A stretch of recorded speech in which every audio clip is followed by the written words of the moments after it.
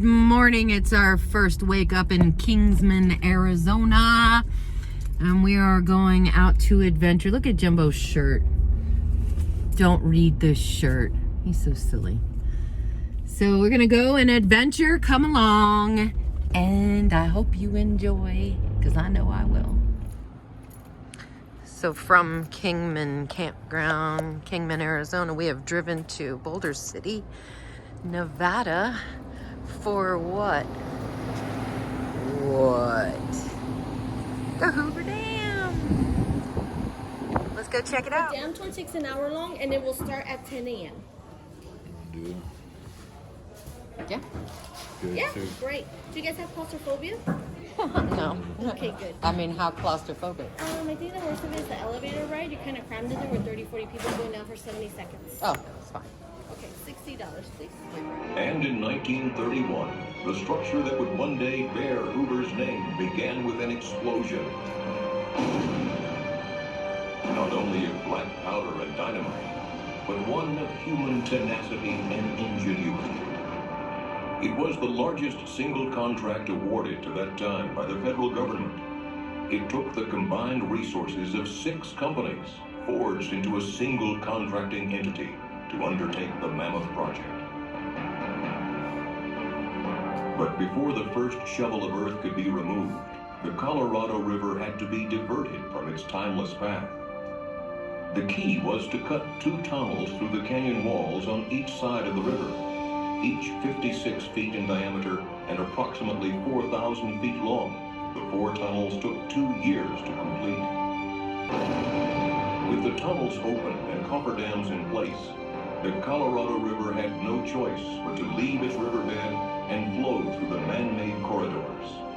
With the river diverted, steam shovels dug through as much as 135 feet of silt, mud, and gravel to reach bedrock. And there, Hoover Dam began as a simple square wooden form filled with concrete, followed by more than 3 million cubic yards of concrete over the next 2 years. Add the adjoining structures, and enough concrete was placed to build a 4-foot-wide sidewalk around the Earth's equator. Heat from the setting concrete was predicted to take more than 100 years to cool, but engineers fashioned 1-inch steel pipe inside each concrete block before it was poured. A refrigeration plant so massive it could produce a 1,000-ton iceberg every day continuously pumped cold water through the pipes, cooling the concrete so construction was never interrupted. This innovative idea helped the entire structure be completed in just 5 years, 2 years ahead of schedule. Hoover Dam was built with 5 million barrels of cement, 18 million pounds of structural steel, 21 million pounds of gates and valves, and 840 miles of pipe. The scale of some of the equipment was beyond the capacity of American highways and railroads. The pipes that would carry water from the reservoir to the generators were so large they could not be shipped, so a manufacturing plant was created to build them at the site. An infrastructure of highways, railroad tracks, and power lines had to be created to move men and materials from outlying areas to the dam site and to supply electricity for construction. An entire town was needed to house the workers who were pouring in from all over America in the midst of the Great Depression. The project averaged 3,500 workers a day, working 3 shifts, 7 days a week with only 2 days off a year. The pay scale started at $4 a day, a good wage in the midst of the Great Depression sweeping America. Amid the country's economic uncertainty, the workers in this canyon gave new life to the nation's spirit, as they gave new life to the desert Southwest.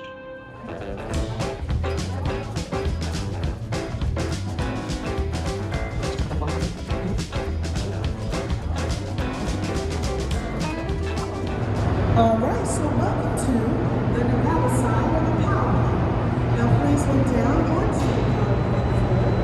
Here you can see those red-colored generators. There's 17 generators here today. There's 8 on the Nevada side. Remember, we are on the Nevada side. There's 9 on the Arizona side. Now each generator is 70 feet tall. feet. The remaining 40 feet is below the floor.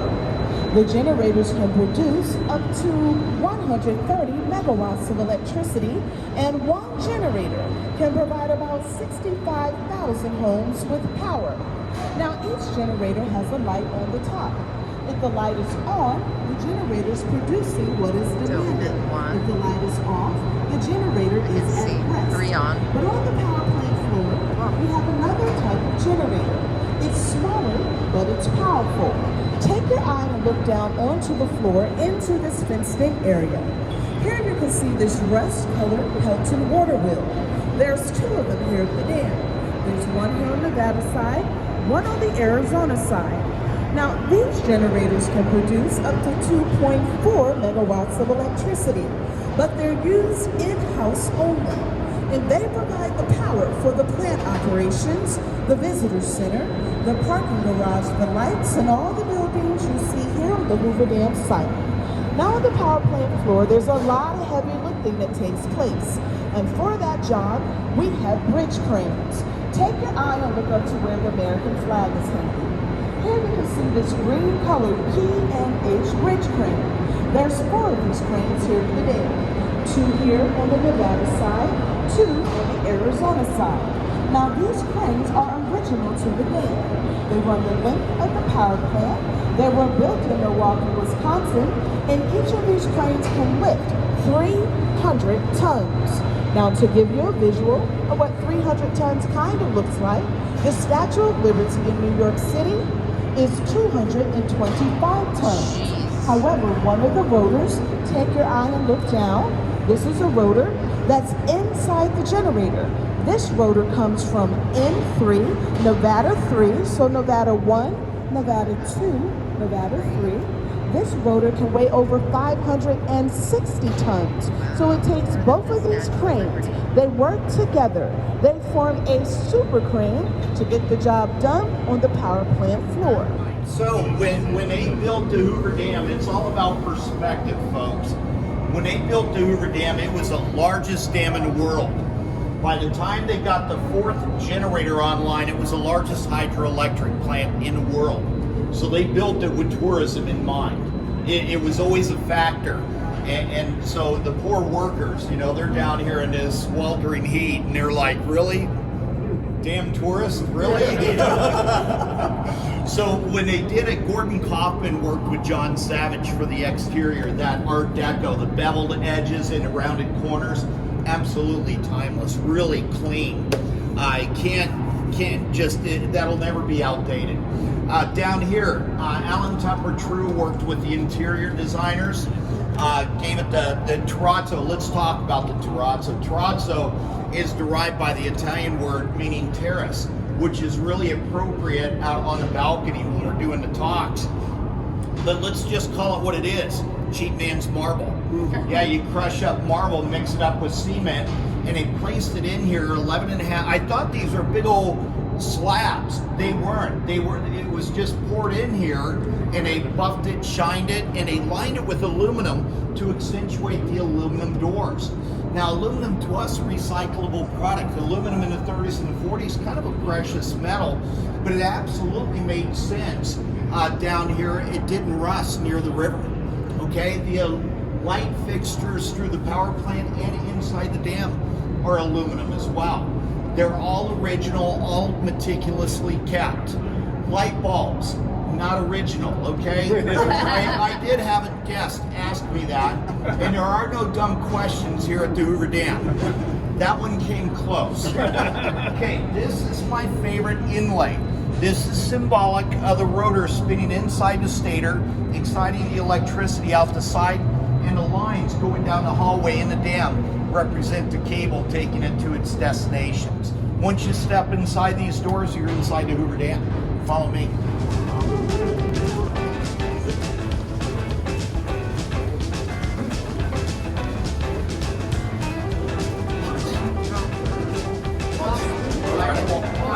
So when right before COVID happened, I had a gentleman that did a tour here in 1938. Yeah, so that was really an honor. And let's just call those folks what they were. They were rich.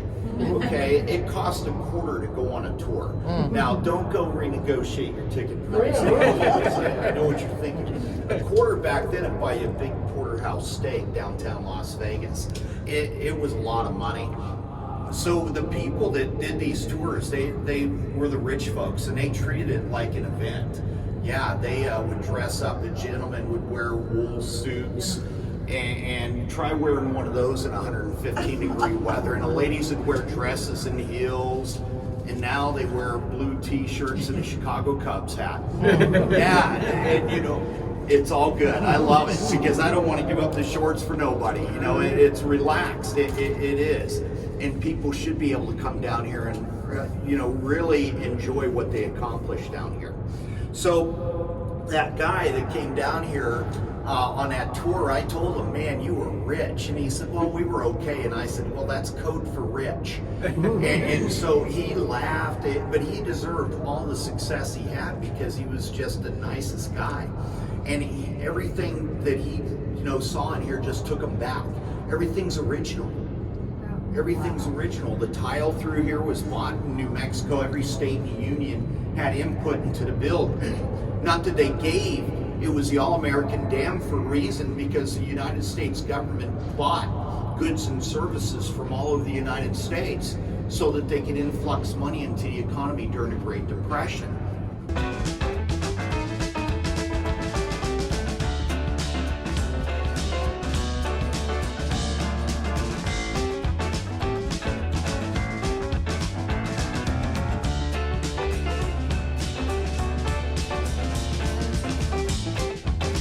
You know, the Hoover Dam, if we were to have an earthquake in a short amount of time that you're here, you're in the safest place in Nevada or Arizona.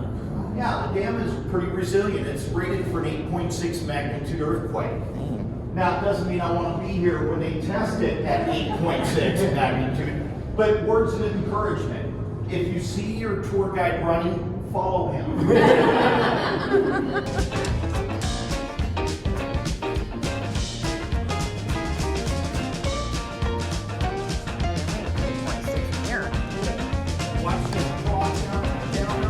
Come back on the right. 511. Oh. 511.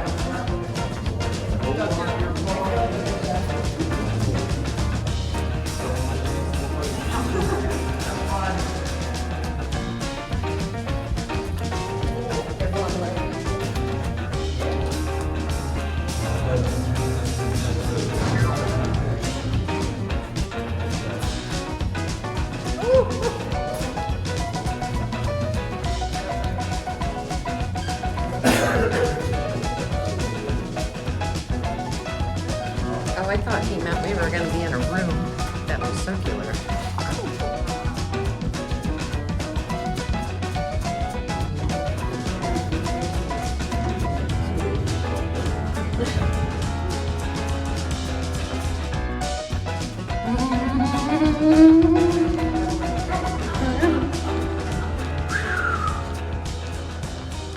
Oh, you damn tourist. Yeah. Come on over here. How was it? That was awesome. I was going to stick it through there, but it was going to get caught, so Yeah. I didn't do it. Isn't that fun? Yeah. That view is something else. And yes, somebody had a sick sense of humor right here and probably lost a job over that. Yeah, and oh, by the way, they pull core samples from within dam through all these galleries here about every 5 years. Based on those core samples, the dam's still curing. And I'm not a concrete engineer. They say 75 to 125 years, and I can only regurgitate what they tell me, the engineers tell me, but you know, I don't know when it's gonna happen. When I get a dry core sample, I'll be the first to tell everyone, okay? They asked me how long the dam's gonna last, about 1,000 years. Yeah, and I also tease the guest, if it doesn't last that long, I'll buy everyone dinner. I know, I have no way. So come on over, there's the, that's where they pull the core sample. Now stay over to the right here, so get your lights out. So right there, past that wall, they didn't have Texas Instruments back then. What they did have was the inside of the concrete to do their math. Call it damoglyphics. This crack was identified 11/18/1934. Pass and come on down here. Where's the crack? Oh, thank you. Here's some of the grout. Grout in the sea, right here, right up against the rack. The crack they gave it. So they lettered the blocks A, B, C, D, E, F, G from Arizona to Nevada. We are at OP. Next one is Q. Okay? That O plus 10, 20, 30, 40, 50. Those have all been surveyed from the last seam to tell you how far you are beyond the last seam, going from Arizona to Nevada. So at O plus 21, that's where Debbie held that light. So they were able to log that crack and identify it and keep detailed notes to let them know where this stuff was. And in that way, they could track it and see if it was getting any worse. People, I talk to engineers all the time, and they tell me there's two different types of concrete. Concrete that's cracked, concrete that's about to crack. Hoover Dam was no different. When they were trying to refrigerate it, they were trying to prevent it from wholesale fractures that would compromise the integrity of the concrete. So at OP, they had two bolts, pin marks in the bolts. They'd measure that, base measurement. They had a bar that was fixed with two bolts on block P, overlapped on block O. They measured that space. Base measurements. Any subsequent inspections or earthquake activity, they'd remeasure those bolts. That would be an indicator, if there was a difference, indicator if the blocks were shifting left or right. The bar would be an indicator shifting forward to back. Okay? That's what 30s and 40s technology looked like, folks. Yeah, it did. It worked very effectively. So follow me, folks.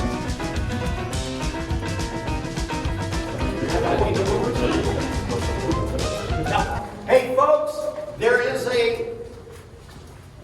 an earthquake sensor right here. Do not kick it. There is a camera here to get a picture of you when you kick it. And if you do kick it, we'll time you to see how long it takes you to be removed from the tour. Okay? Follow me.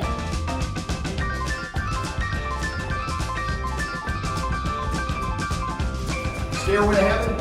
No. Stairway the other way. Now there's about 718 steps to get out of the dam if you're on the bottom and the elevators go out. Stairway to Upstairs hell. are original, downstairs are non-original. Oh, goodness. The trough that takes the seepage down releases Stairway to down heaven. the stairs going down. And Thank you. Are we on it? Oh, we're on it. All right. Oh. Oh. Oh.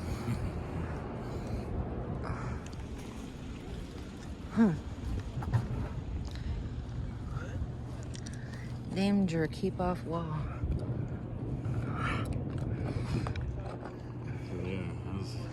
This is pretty damn big. Did you guys want to see over there? See what happens Okay. on that side? No?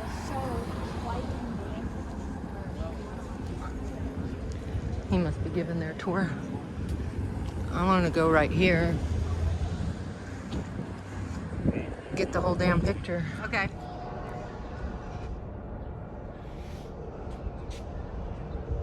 It's time to say goodbye to the damn dam. Forgive my language, y'all. Bye-bye, dam.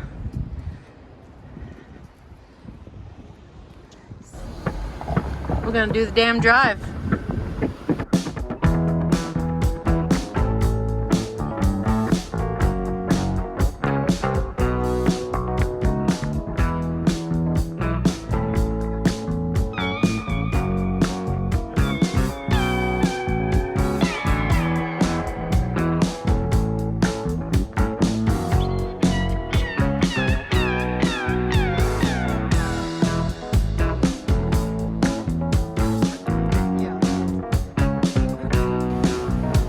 Shop. It looks like just steps.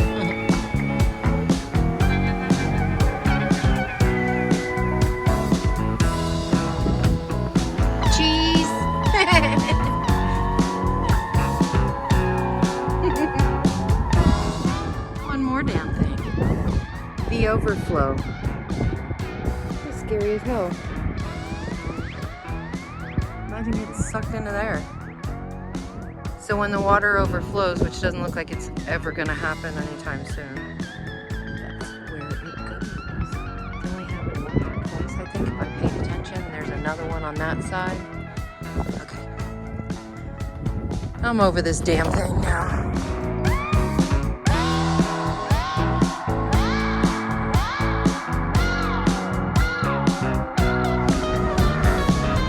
I'm glad we did the damn tour. You glad we did the damn tour, babe? I damn sure am.